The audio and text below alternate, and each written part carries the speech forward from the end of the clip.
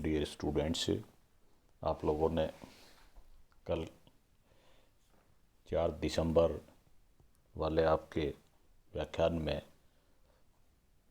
संचयी आवृत्ति वाली श्रेणियाँ किस तरह से बनती हैं, कैसी होती हैं, ये देखा आपने लेस देन के आधार पर संचयी आवृत्ति, मोर देन के आधार पर संचयी आवृत्ति और मिक्स फ्रीक्वेंसी कैसे हो सकती हैं, इसका अध्ययन कल किया।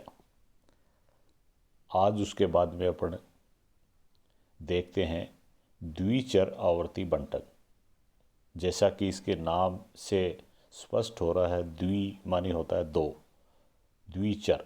चर यहाँ पर वेरिएबल्स दो होंगे और दो वेरिएबल्स हैं तो उनकी आवर्ती का डिस्ट्रीब्यूशन किस तरह से होगा, ऐसी कहलाती है द्विचर आवर्ती बंटन।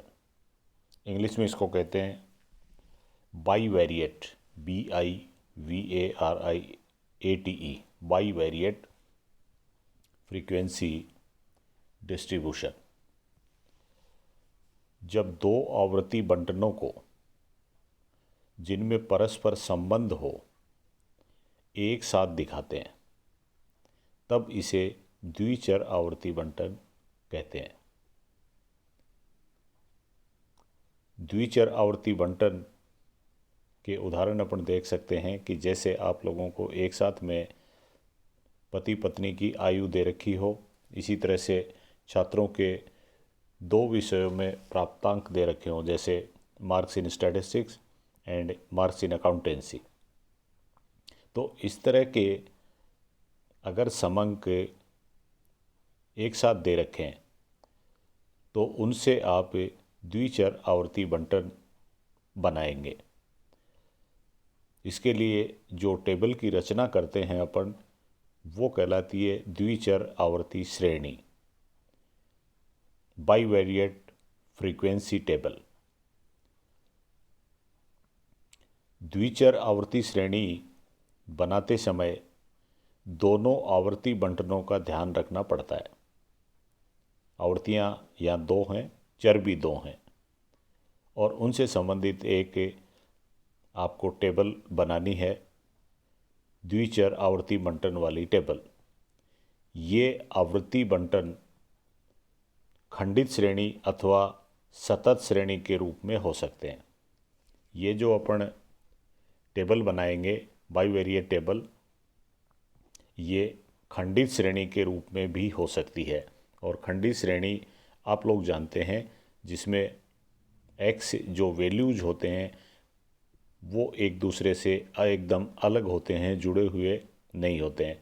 तो या तो रचना हो सकती है खंडित श्रेणी के रूप में, या इन समांकों से, डेटाज से अपन रचना कर सकते हैं सतत श्रेणी की, कंटिन्यूस श्रेणी, या जिसको अपन ने कहा अखंडित श्रेणी,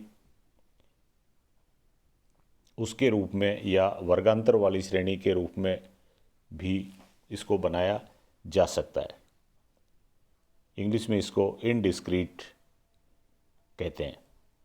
इस तरह का एक उदाहरण आपके सामने स्क्रीन पर आपको दिख रहा है। मैं पहले इसको पढ़ के आप लोगों के लिए क्लियर करता हूँ। 15 बच्चों का उनके जन्म के समय वजन व लंबाई निम्नलिखित है। 15 बच्चों का, इसका मतलब ये है कि टोटल बच्चे हैं वो 15 हैं, और इसका मतलब ये हुआ कि आवृत्तियों का जोड़ 15 आएगा। 15 बच्चे कुल मिला के, F का जोड़, या जिसको अपन कैपिटल N बराबर भी कहेंगे, वो है 15। एक द्विचर आवर्ती सारणी बनाइए। इन्होंने अपने को कहा है कि द्विचर जिसमें दो चर दिखाए जाएं, ऐसी सारणी बनाइए। और दोनों में अपने को पहली बार ये कह दिया कि इसको खंडित आवर्ती बंटन के रूप में बनाओ, खंडित डिस्क्रीट श्रेणी के रूप में बनानी है, जिसमें एक मूल्य दूसरे से अलग हों। और फिर दूसरे पॉइंट में कह दिया कि इन्हीं सूचनाओं के आधार पर आप सतत आवर्ती बंटन बनाइए। तो एक बार तो अपने को खंडी श्रेणी बनानी और फिर उसके बाद में अखंडी श्रेणी बनानी। सूचना दे रखी है आपको 15 बच्चों के संबंध में। और 2 सूचना है कि at the time of birth उनका वज़न, वेट एंड हाइट क्या थी, वो इस तरह से दे रखे हैं। पहला कॉलम आपको दिया हॉरिजेंटल रूप में, हॉरिजेंटल क्षैतिज रूप से, सीरियल नंबर का कॉलम दे रखा है 1 से लेके 15 तक, 1 से लेके 15 तक, क्योंकि बच्चे तो 15 ही हैं। और फिर उसके बाद में दूसरी पंक्ति में, या जिसको हॉरिजेंटल रूप से लिखा इन्होंने वेट, कि उनका वज़न क्या है, और ब्रैकेट में वज़न के लिए लिखा है LBS। ये वज़न नापने की एक इकाई है जो फुल फॉर्म के रूप में लाइब्राज कहते हैं।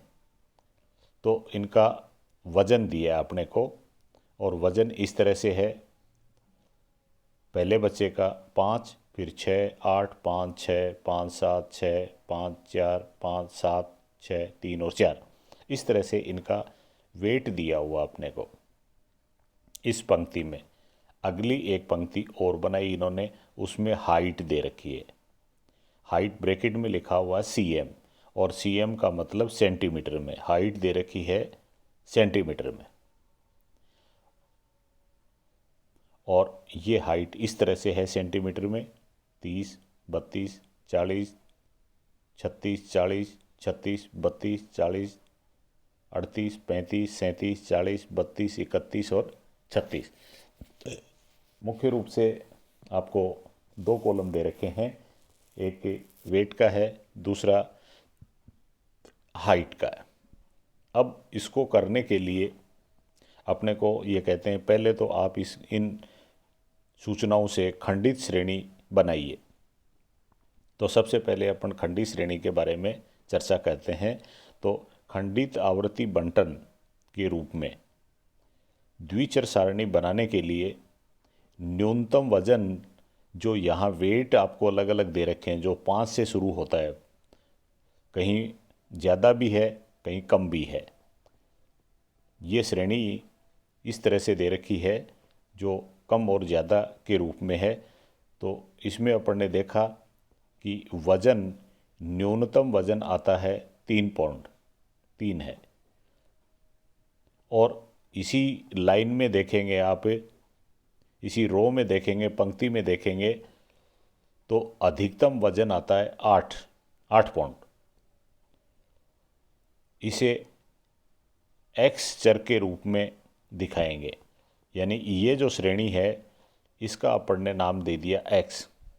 सामान्य रूप से जब एक चर होता है तो उसको एक्स नाम देते हैं, और जब 2 चर हो गए तो किसी एक को एक्स कहेंगे, किसी दूसरे को वाई कहेंगे। तो वेट को अपन ने एक्स कह दिया।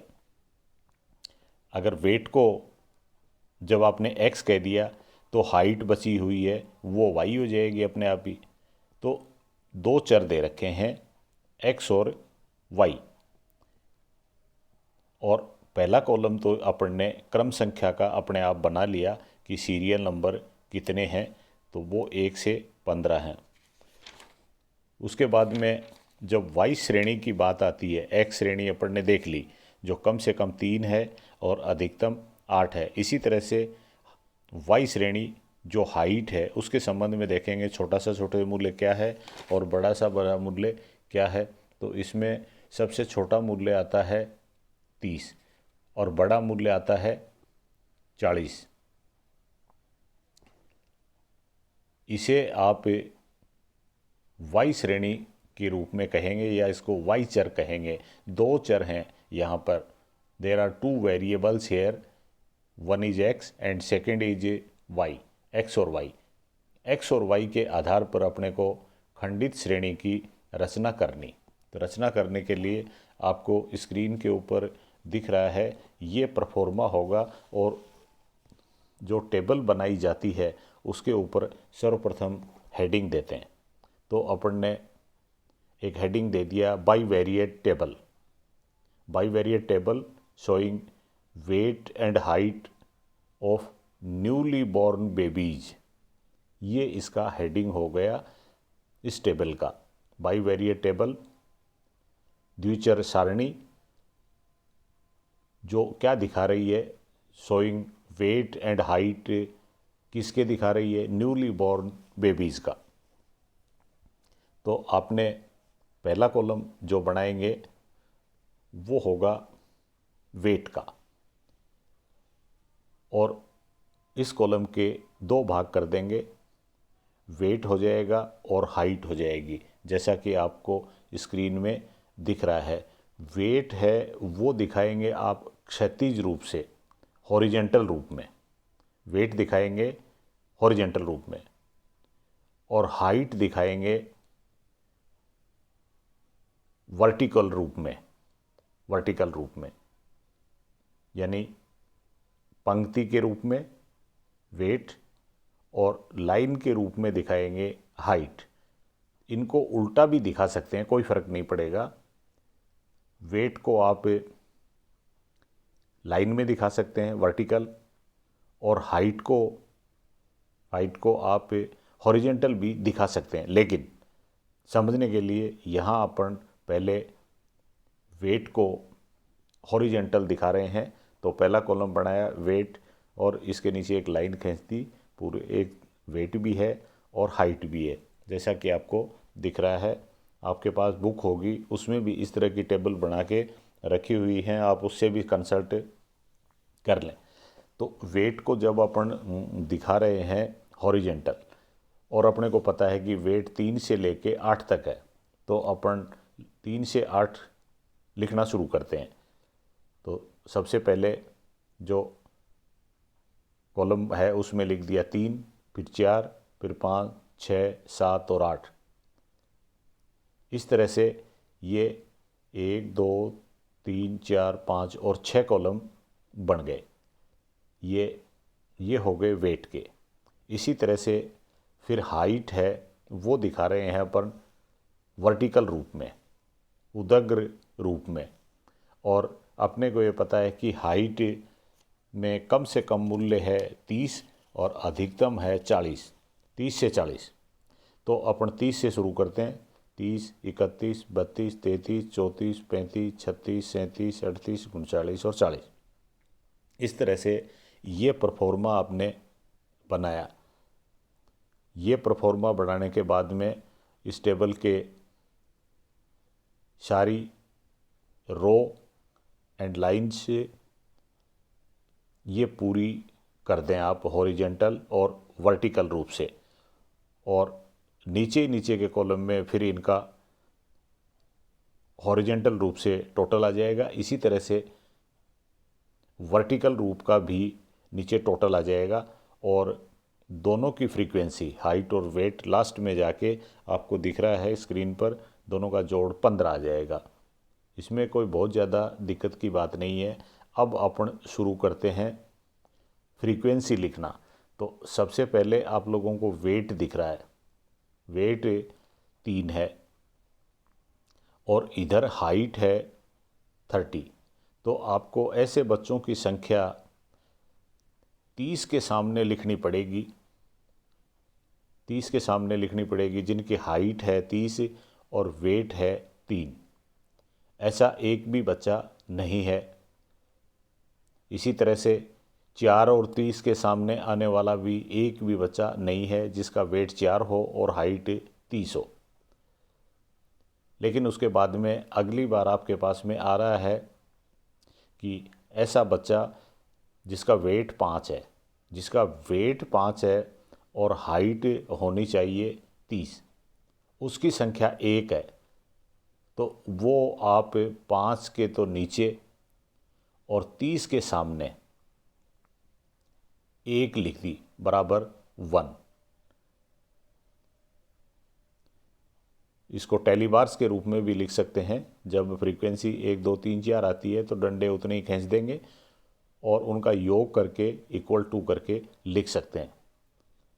तो ये आई 1, और फिर उसके बाद में और इससे संबंधित 30 के सामने आने वाली कोई भी फ्रीक्वेंसी नहीं है, तो इसलिए ये लिख दिया अपन ने।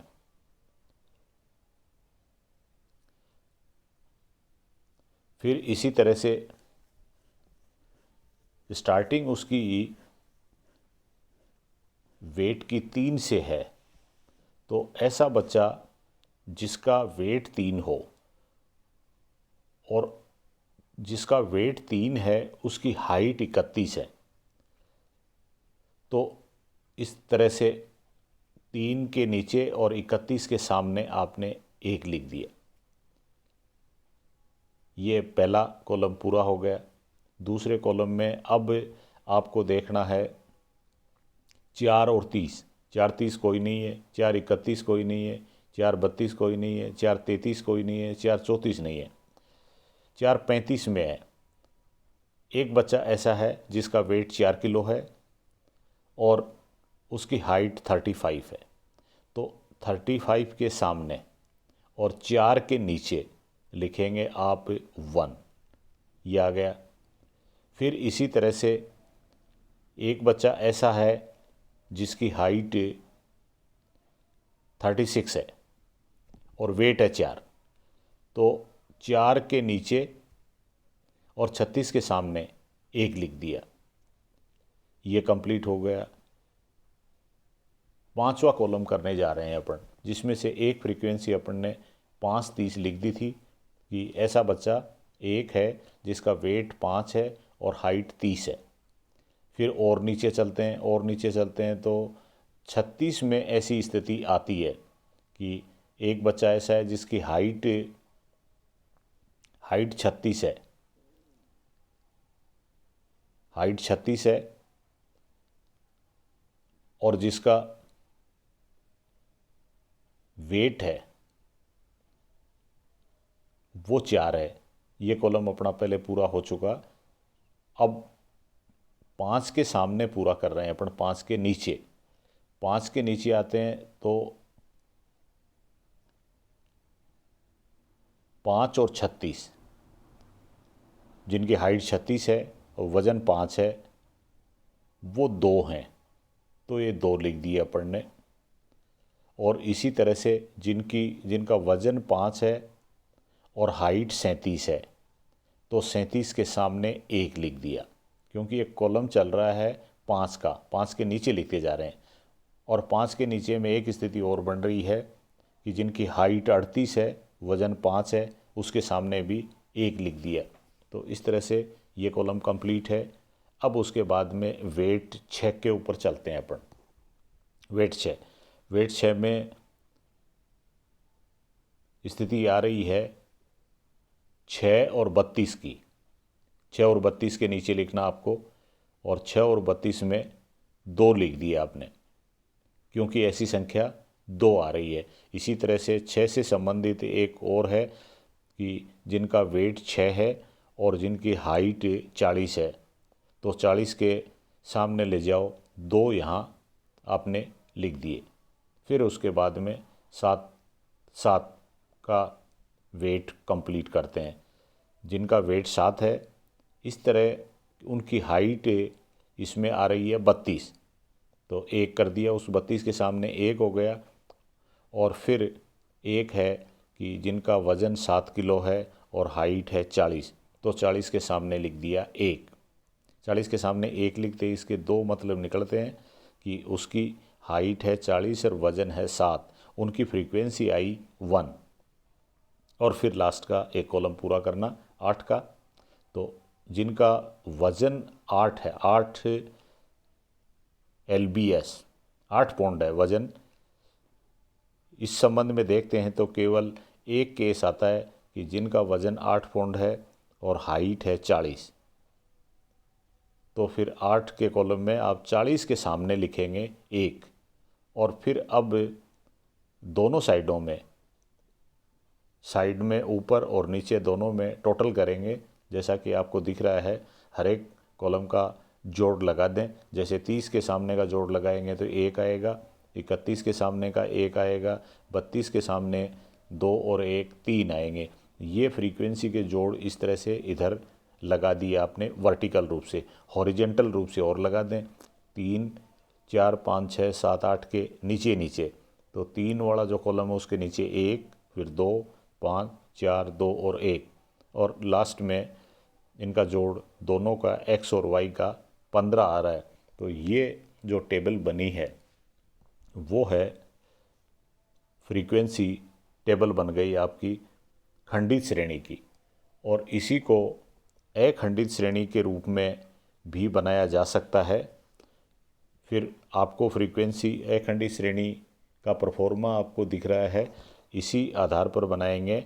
और अखंडित श्रेणी में आप जानते हैं कि ग्रुप बनाते हैं, तो वेट के इन्होंने वर्ग बना दिए 3 से 4, 4 से 5, 5 से 6, 6 से 7, 7 से 8 और 8 से 9।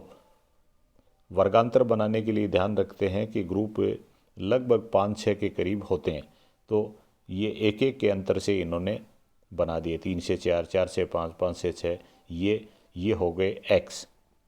और फिर y है वेट, अपन ने हाइट को y मान रखा है, वेट को x किया है, तो ये 3 से 4 वाले ये x हैं। और इसी के नीचे हाइट है, हाइट को अपन ने y माना है। हाइट कम से कम शुरू होती है 30 से, तो पहला इन्होंने वर्ग बना दिया 30 से 32 का, 30 से 32, 32 से 34, 34 से 36, 36 से 38, 38 से 40, 40 से 42। अब उसी तरह से वही काम करना। आपको सबसे पहले ये देखना है कि उन बच्चों की संख्या जिनका वेट 3 से 4 के बीच में हो, एग्जैक्ट 4 होगा वो 4 से 5 में आएगा। तो 3 से 4 का मतलब है 3 से शुरू होके इस वर्ग में शामिल होंगे वैल्यूज़ 3 से लेके 3.99 तक के। तो 3 से 4 वाला वर्ग और पहला है 30 से 32। तो आपको ये देखना है कि जिन बच्चों का वेट है वो 3 से 4 के बीच में हो और उनकी हाइट 30 से लेके 32 के बीच में हो, उनकी आपको फ्रीक्वेंसी लिखनी है। वो फ्रीक्वेंसी आपने 3 से 4 के नीचे और 30 से 32 के सामने लिख दी 1। इसी तरह से अन्य जो भी वर्ग बना रखे हैं उनके सामने आप करते जाएंगे। जैसे 4 से 5 के बारे 4 से 5 वजन पर आएंगे, तो यहाँ स्थिति बन रही है 4 से 5 से पाउंड के लिए, जिसमें एक आ रहा है जिनका वज़न है 4 से 5, उनकी हाइट एक तो आ रही है 34 से 36 में, तो 34 से 36 के सामने और 4 से 5 के नीचे लिखेंगे 1। और फिर इसी तरह से कि जिनका वज़न 4 से 5 पाउंड के बीच में है, उनकी हाइट आ रही है अब 36 से 38, तो 36 से 38 के सामने 1 लिख देंगे। और इस तरह से इस श्रेणी में सारी में आप लोग करते जाएंगे, कोई समस्या की बात नहीं है। जैसे फिर 5 से 6 में चलेंगे, तो 5 से 6 में जब चलें तो ये देख लें कि जिनका वज़न 5 से 6 के बीच में हो, एग्जैक्ट 6 है तो अगले वर्ग में जाएगा, L2 हमेशा अगले वर्ग में चली जाती है। तो 5 से लेके 6 का मतलब 5 से लेके 5.99 तक जो भी आएगा वो यहाँ शामिल करेंगे। एग्जैक्ट 6 आता है तो अगले 6 से 7 में शामिल होगा। तो अब अपने को 5 से 6 की फ्रीक्वेंसी भरनी, तो 5 से 6 की भरने के लिए आप देखेंगे 30 से 32, 30 से 32 से हाइट है और उनका वज़न 5 से 6 है, वो F है और वो ऐसी F1 आती है। तो इस तरह से ये F की आप लोग पूर्ति कर देंगे। और मैं समझता हूँ कि इसकी आप लोगों को थोड़ा सा अपनी पुस्तक के आधार पर ढंग से प्रैक्टिस कर लेनी है। फिर जब भी ज़रूरत पड़ेगी आगे, तो अब मैं इसको और आप लोगों को समझाऊँगा। Thank you.